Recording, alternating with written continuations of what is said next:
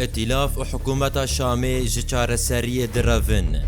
Gereke doza Kurdî bê çareserkirin lê dibe ku Tirkiyaya dagirker êrîş bike.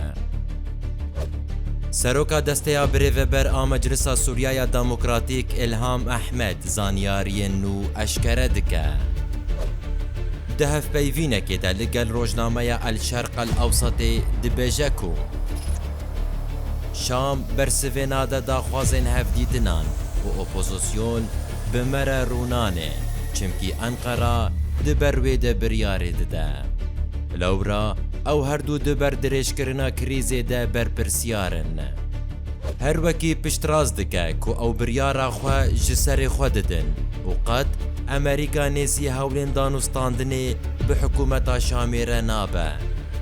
Li gor wê gereke di asayîkirina têkiliyên Erebî yên bi Sûriyayê re doza Kurdî were pejirandin çimkî bi salan e êşa wê têkişandin.